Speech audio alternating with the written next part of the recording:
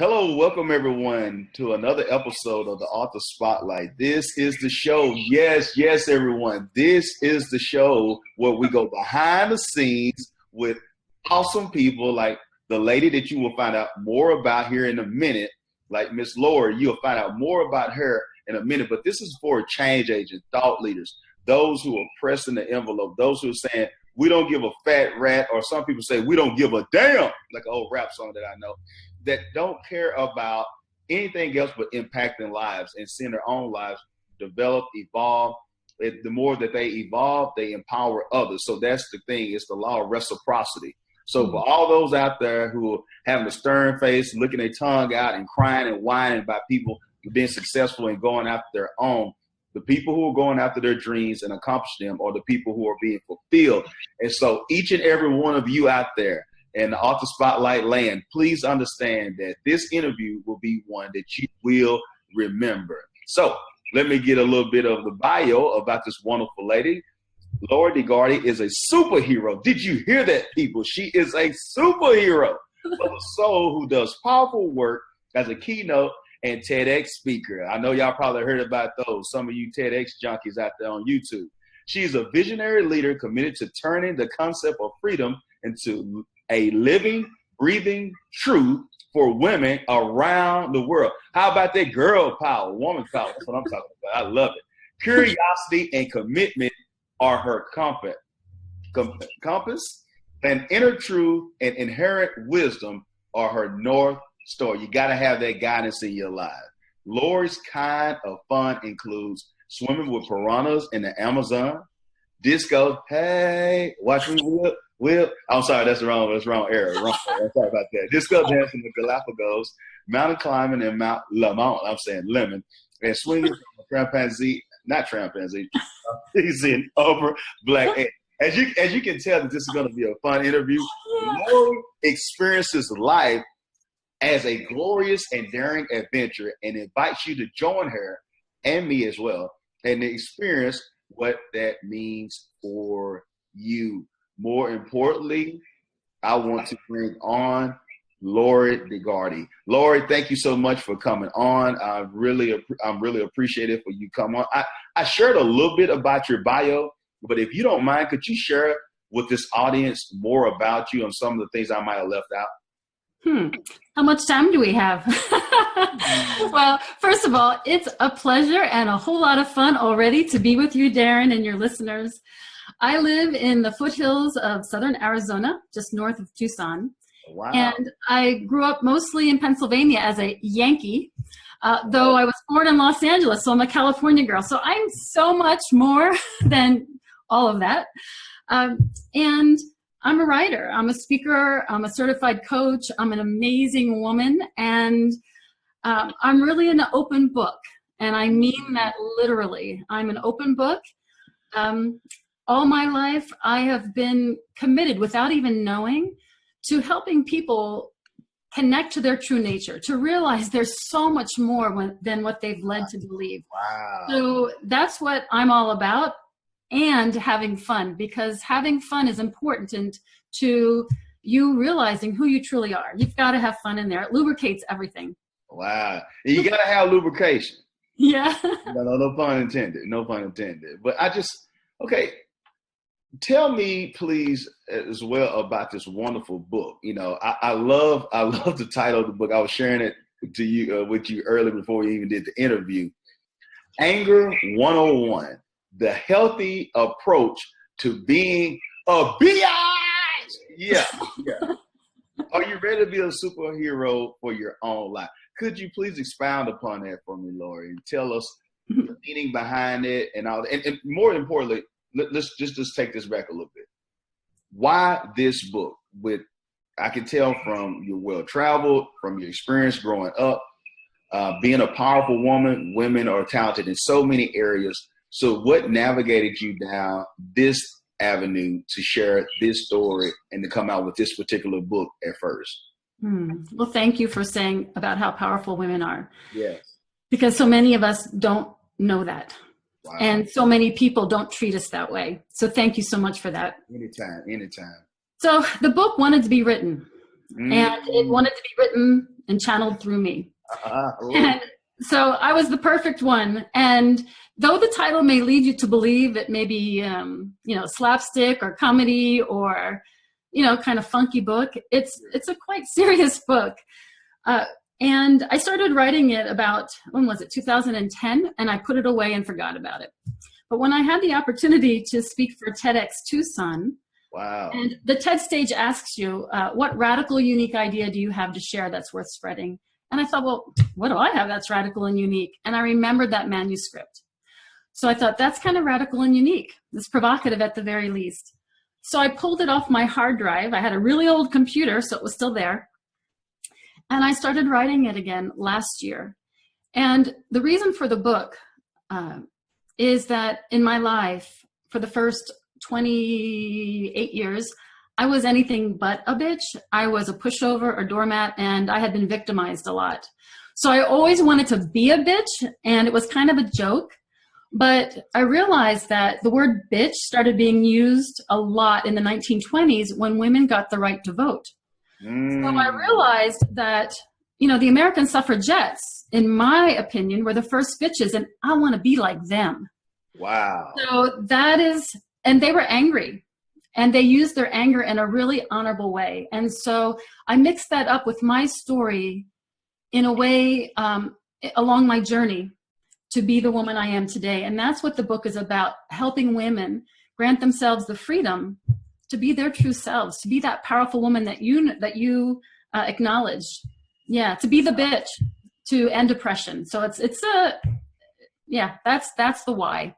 It needed to come through me. Wow. I mean, that is so powerful. And could you share a little bit more about those group of phenomenal women that you just brought out? I mean, I know I've heard somewhat of them, but I know I know for sure that the audience are not aware of that group of women that inspired you. So a lot of women are looking at this and know like, wow, Lori's kick ass. I love her passion. But we would love to know who was able to inspire you and this group of women. Could you just share a little notes about them, a little history lesson real quick about this particular group of women that you're talking about? Yeah. So the American suffragettes I write a little bit about in the book. There's a chapter dedicated to them. And all of the women who have lost their lives due to oppression, the women who were killed in the Middle Ages, the women in Africa who have their clits cut out, and the women who do that, the baby girls that are put on the trash heaps in Asia, and the women that were brought as slaves, all of the women who didn't have freedom in the truest sense, and then the women in America, since I'm an American, who let their anger, they were visionaries, and they allowed their anger to create change. And that's what anger is all about. Anger is there to tell you that something needs to change, and it motivates you to create that change. And so, as I say in my TEDx talk, we bitches, we get it done, right? And so the American suffragettes, it started in the 19th century. This was before there were cars, the telegraph was social media, right? And there was the train was just being built back then. Women did not really earn an income. They weren't even full American citizens. They didn't have the right to vote. They didn't have property rights. They couldn't go to university. But these women were relentless. They knew that if they could not, they knew that if they did not see the change that they were trying to create, that women that came after them would. And so these women were visionaries, and they were way ahead of their time. And they said that women could only be full American citizens if they had full American rights. And so, I'm getting goosebumps thinking about them because I'm with you. They experienced so much oppression. They were arrested, they were force-fed in jail, they were really mistreated. People thought they were really bad. And now we look back that they were amazing women. They were badasses, but they were badasses in a really wonderful, honorable way. And and we women in America and around the world, we're still climbing this mountain of oppression. That's right. And my vision is a new world paradigm, although my editor said, Lori, it sounds like a power dime. I said, oh my God, I love that word. So, my vision is like a new world paradigm where women are not oppressed, because No, you got to stop me because I could go on and on about this. No problem. This is behind the scenes. Okay. So women, this really fuels my work in the world. And without women, there would be no humanity. We have birthed all of humanity. You know, we have this superpower to give birth to all of humanity. And we're the wombs of creation, and we're oppressed and we're killed and we're raped. And if you can raise your fist to that which gives you life, you will be raising your fist to anything. So I see the day that women are honored for the life-giving force that we are, all of the world will know peace. You know, that's my vision. And it's not all what the book about. The book is more personal about how an individual woman can grant herself the freedom by connecting to her truth and her inherent wisdom. So, you know, I just kind of went way out, and I want to bring it back because the book is more about the personal journey of an individual woman. So, wow, I appreciate you going. And this is what we're having here. This is why the author spotlight is so important, because it's not just about everybody else. We want to know more about Lori. We want to know about your story. What inspires you? Yes, you're kicking ass. Yes, you're taking names. Yes, you're an advocate for women across the globe. But we have to know, how does a change agent as yourself, what inspires you? What's the background behind the book? Not just the book and the cover. Oh, that's cool. Yeah. Oh, wow. Ooh, she said a cool word. No. What's the foundation? What's the thing that fortifies you and give you strength to be able to go out there with the strength to give others power? So you have to be poured into. So when you know the source and when you get your information from, it can be actually something that's beneficial to someone else and be a catalyst to carry them to the next level as well. And just on this book process, and you're talking about powerful women, were you just great in school at English or writing term papers? What made you believe that you could write a book when so many men and women, there's no issue, nobody discriminates with this, men and women both fall victim to looking at the task and believe that it's too daunting and never do it. You know, the old saying, you know, the best books are in your local graveyards, your local cemeteries, because never got through and got it written. So what made you believe that you could accomplish and finish the task of writing a book? That's a great question. When I first started writing the book in 2010, I did not believe that I could write the book. And that's why I put it away and got busy with the rest of my life. But last year, I just felt that it's time. And when I auditioned for TEDx Tucson, there was some content that was shared with the book in my talk. And people came up to me after that audition and they thanked me. They said, "Oh my God, this is why I came. I needed to hear this. I wish my daughter was here." And I thought, oh my gosh, we're all hungry to know that we matter and that how we feel is okay. And when we're angry, it's totally all right. So then I thought, I need to resurrect that book. And so the difference between 5 years ago or 7 years ago when I started writing it and last year was that I believed in myself. And I made a commitment to myself. And I knew that and that was it. I believed in myself more than ever before. And I made a commitment to myself that I would do it. And I also assembled a support team because I knew I would need support, not personally, because I was writing about delicate emotional material, and because the book publishing process was completely new to me. And I needed somebody or somebodies that could help me with that. So it's so important to have that wise counsel and that support team. What we can accomplish together is far greater than what we can accomplish alone. Wow. Well said, Laura. I mean, I know it happened to me. I didn't even realize that it was that important. I was at a speaking event just personally myself before I came out with my first book. I'm grateful to be a 5-time author now, but I wouldn't have never even did the first book until I had somebody who thought enough and was like, "Hey, you're speaking, people asking more about this message.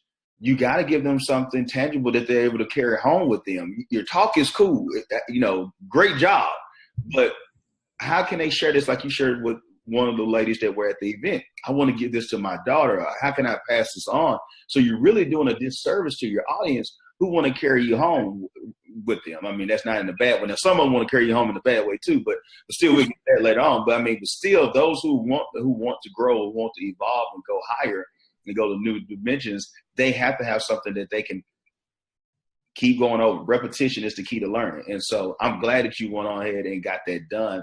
And speaking of the book and knowing that you had to get the book done and get it out to the people, give us some steps. Like, how did you do it? Was it blocked off time? Okay, it's one thing. Okay, I believe I can do the book.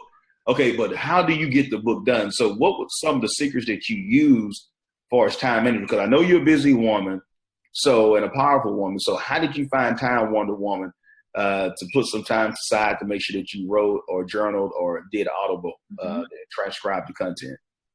Well, you're full of great questions. I guess that's why you interview.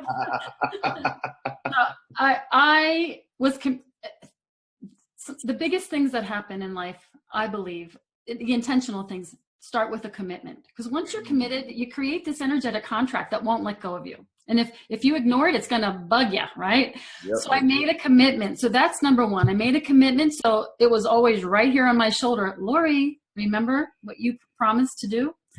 Yep. And I got a coach. The coach that was my coach back in 2010, it was a man, Chris. He's wonderful. I said, Chris, I need some support because I know I'm going to need accountability and I know I'm going to need emotional support going through some of these stories I'm sharing. So I coached with him, and I'm also a recovering perfectionist. So when I write my blogs and, I'm a good writer, and yet there's that finger always pointing at me that's trying to make it perfect right out of my beingness, which blocks creativity. So Chris really supported me to write stream of consciousness. He said, Lori, just write. Every day, just write. Don't even worry if you throw it all away, just write. And after I wrote all of that, after a few months, or I forget how many months it was, I started in like early May and I finished at the end of September. So what's that, about 6 months? I don't know. Toward the end, then I started putting it in a structure. But it was a lot of stream of consciousness. And when you write a book that is a lot about who you are and what you know, it's already alive within you. Yes. So you don't have to really figure anything out. It's already there. So you just have to open up the door and let it out. So Chris helped me just let it out. And then I started making it into a structure, and then I gave it to an editor. Wow. Yeah. And went on and passed it on. And I want, for those who are aspiring writers out there, I want you to pay attention to Lori's story. She has a team and people who are working along with her to help the dream come to fruition. And so I'm going back to, before with the pre-interview when we were sitting up there talking. I made the comment of, you don't want to have Nut Nuck and Pee Wee and Karen and Kim over there editing your book. You want to have qualified people to do it. I'm not saying that you have to get with Simon and Schuster or something like that to get it done, but whether it's us or anybody else out there who can do a wonderful job, make sure you take time to value your project, because what good does it do for Lori to get up here and put all this time, all this effort into and pour out, her life, her soul into this project to help so many women and men around the globe, whoever picked the book up, and then they can't even read it because it's off, the structure is messed up, they think it's trash, they think it's crap, and they don't even take time to read it. So you just want to make sure that, of course, we need to find some ways to make it, but you don't want to cut too many corners where you devalue the project. So, would you agree with that, Laura? Yeah, you're making such a great point. And this was really important to me. Though I knew I was a good writer, I know I wasn't an author of any published books. And I have read great books, and I have read self-published books that aren't so great, where the grammar is crappy, the story goes all over the place, you're thinking, what point are they trying to make? And I wanted to make sure that the investment I was making in my life for me, that I was sharing with the world, that had value, and that it was easy to read. Because if it's hard to read, no one's going to read it. And so I agree with you 100%. And, you need to have a good, knowledgeable team that you trust. Yeah, it's important. Very important. I just wanted to ask you this too. How has publishing your book improved your life? Like, in more ways, when I know it's multiple streams, but just share a little bit with the audience about what is an email, or after a talk, or after you left a city from speaking, or after and someone read your story, or just realizing it coming in the mail and realizing that you actually pulled it off and you did it. I mean, whatever it may be, or we could do like the old multiple choice question that I was in college, all the above. You could just share how you publishing a book has improved your life. Yeah. At first, writing the book improved my life, even though I felt like I was in quicksand a lot of the time, because I found out I had a lot of emotional baggage, and I was able to really process that and honor that. So me as a human, before the book was published, had huge benefits. But once the book was published, I hear from a lot of authors, you are really insecure about your work. Right? Even a journalist I know, who all she does is she gets paid for a living to write. She published a book and she was like scared, like, oh my God, what did I do? So you have to look at that, and you've got to climb that mountain and realize that you're worthy, Wow. And if you've done it with a great support team, like what you have going on and the people I used, if you use a great support team, then you know that you're going to offer the world something really great. So I had to look at that insecurity, and there's a lot of personal discovery in that. So I matured spiritually, emotionally. I got more awesomer. I know that's not correct. My editor would have said strike. But, I became more of that amazing woman that I am. And the women and men, by the way, some men have read my book. They thanked me. Wow. And I just had lunch with a woman today who read my book, and it had her thinking, like, where am I not honoring my truth? And so I know that my soul's purpose is to help people be who they are meant to be, and stop judging themselves and stop getting down on themselves. And so this book is like a permission slip. And so that's a feeling I can't really express in words, but absolutely it changed my life. Wow. And I have confidence. Now it's like, oh yeah, I'm a published author. Don't talk about it. You got that swag, Dean, girl. Let's see swagging it out. You got that author swag. Welcome to the club. Welcome to the club, Lord. Yeah. Welcome to the club. Hey, that's what I'm talking about. See, this is behind the scenes, people. That's why I have this, so you can get a visual that Lori is a human being. She's not stuck in the library or whatever, looking around with no life. She's excited, she's living, and she's breathing life into others, so that in turn give her life. It's the law of reciprocity. Many people don't understand it. When you give life, it gives back to you. It's so many times, Lord, I don't know about you, I found myself where I think I'm going and I'm helping somebody, and it's the polar opposite. I end up coming out like, oh my goodness, I thought I was coming in there to give something, and I leave out, I'm just refreshed. I'm like, whoa, man, I got a glow on me. Like, my goodness, I thought I was going there to help this charity or this foundation or this nonprofit, and I leave out there with a total different perspective on life.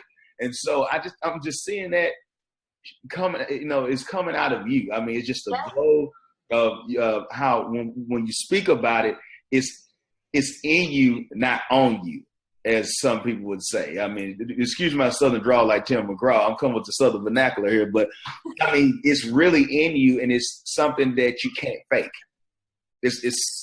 I mean, some people can put up a certain front and it's politically correct, it's so quote unquote, but what's in you is really authentic. And I just want for you to speak to that young lady out there who's looking at you and saying, Lori's kick ass, she's B squared, she's beautiful and she has brains. You have it going on, all that in the bag of chips, all that. But they're thinking to themselves, you know what? I don't think I can do it. I don't have the strength. I don't have the power that she has. I want to write a book too. I want to share my story. I want to impact people. What can you share to that young lady out there, or that woman who's a little bit more seasoned, who think, you know what? I had a dream of that. I was great at that. I had kids. I had a divorce. I'm full-time working, I'm trying to do this, trying to do that, or I suffered cancer, whatever it may be the situation. But could you speak to that woman out there tonight and share with that woman how powerful she is and that she can do whatever she put her mind to? Yeah, thank you. If you could see how I see you, Wow. you would not have one doubt about the power that you have to create the greatest life that you can dream about. If you can dream it, if you can see it, that means it's already in your consciousness and you can create it. And it's a simple thing, but it's not so easy, right? Because being human can be pretty challenging. But you have to say yes to yourself. You have to honor yourself. And you have to fall in love with yourself without guilt. And our culture tries to guilt us into doing what's expected or what somebody thinks we should do, right? The way people look at us. And you know when you touch down deep inside of you that it's bullshit, right? Mm-hmm. You know when things are not honoring of you and your truth. Mm. So if writing a book is something that you dream about, I'll tell you what, that's because you can do it. You wouldn't be dreaming about something unless it was possible. So you really need to make a commitment to yourself because it's not just something you're doing for you. You're here because you have something to give to the world. And it can be in the form of a book. And we need you to show up that way. So please, believe in yourself. And it may take some time. It took me a long time. It took me almost 30 years and counting. There is no perfect timeline. There's just yours. Wow. So, say yes to yourself. Yeah, the world needs you to say yes to yourself. Wow. Yeah. And could you say that? What was that last part right there? I don't want to put you on the spot. There's no perfect timeline, but what was that quote again? There's no perfect timeline. There's only your timeline. Wow, man, I love that. I hope you don't mind me stealing that from you. So it just came out of me right this moment. I mean, the flow was all over you, girl. I mean, the flow is all over you. So I'm just going to slide that over there. I'm going to give you some credit for it, but I'm just going to slide it. As Lori DiGuardi told me, a timeline. I'm sorry. I'm just getting my practice in, Lori. Yeah, that's good. Ladies, listen to that. Men, listen to that. Yes. What Lori just shared with us is phenomenal. We must all realize that the true success in life is not about the ring, not about the shoes, not about the purse, not about the hair, not about your body size, your bust size, your waist, whatever everybody else in society is trying to tell you. Are you reaching your full potential? That is what Lori is talking about. Kick ass. Don't reside on ordinary lane when you know that you're supposed to reside on extraordinary drive. Make sure that you understand that and take the lessons that Lori has shared with us tonight. Understand that it's not just her. It's not just me. The reason where we are is because we decide to move forward and kick ass. That's what you have to do. Go and kick ass and realize fear, have faith. When you think it's scarcity, know that you have abundance. Regardless who you are, start applying these principles that she shared. Put those in your conscious mind. Allow for them to sink into your subconscious mind. And thoughts become things. When those thoughts become things, you will really see that it doesn't matter if you're from Texas to Beijing, that anything is possible for you. So, Lori, I want to tell you, thank you so much for coming on and really inspiring and encouraging us. Man, I feel like I'm about to run through a brick wall right now. I mean, I'm just feeling excited. I don't know if it's the tequila shots or what. No. No, that's just this inside joke for y'all out there. Inside joke. Oh my gosh, you're on the Arthur Spotlight and they're intoxicated. What kind of message is that, Darren? But we and I'm intoxicated by life, okay? Exactly. But I want to tell you, you're doing a wonderful job, phenomenal job. And I look forward to connecting with you on other things as well. I'll be traveling back and forth. I got a conference. I might see if we can, get you to come out too. I got a conference in Vegas coming up too. I'll talk to you about that offline and see if we can work something out about that. But I thank you so much for coming on. But before we leave, please tell us where the audience can find out more about you, social media handles, where they can purchase this wonderful book that you have, or if they're trying to get you to come and speak at their convention, or for their association or whatever it may be, could you just give us some helpful insight into how we can find you? Yes, thank you for asking. Yeah. I have a website. It's my name, so www.loridigardi.com. I have a book site, www.anger101book.com. I have Facebook. I'm on Twitter. You can find me on Instagram. I have a YouTube channel. My TEDx talk is out there as well. My email is my name, Lori@loridigardi.com. It's all on my websites.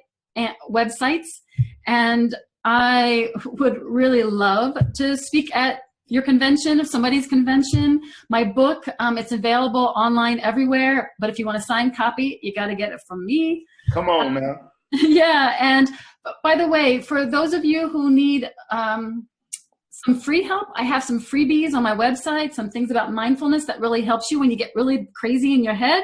So I have a free e-guide on mindfulness. Also, since I'm a speaker, I have a free e-guide on speaking with authority and authentic power, which also helps when you write. And I'll have some other free gifts. I'm coming up with a new website, I'm hoping next week. I'm telling you, I think the website has been more effort than writing the book. But so I'm all over social media. Just look, you'll find me, and I am happy to receive you and connect with you. Connection is key. It's really important to be connected. Oh, yes, definitely it is. Definitely it is. Well, thank you once again, Lord, for blessing us and inspiring us on this show. And like I told you before, and I'll tell you it again, remember that this is a show for change agent thought leaders, those who are planet shakers, who are changing the world. And it's not just for them. I'm looking forward for the opportunity to be able to have you sit across from me or through a Zoom meeting where we can share and inspire others together, because together we can change the world. Thank you for being a change agent. Thank you for inspiring others and being a planet shaker. Thank you for being extraordinary, phenomenal, any other word I can come up with. Honorable bitch. That's yeah, like what she said. You heard her. You heard what she said. You know what I'm saying? She is that. Yeah. She is that woman. She is the Wonder Woman. Thank you so much. And You're welcome. Seeing each and every one of you on another episode of the Author Spotlight. Thank you so much again, Lori. All right. Bye-bye. Thank you.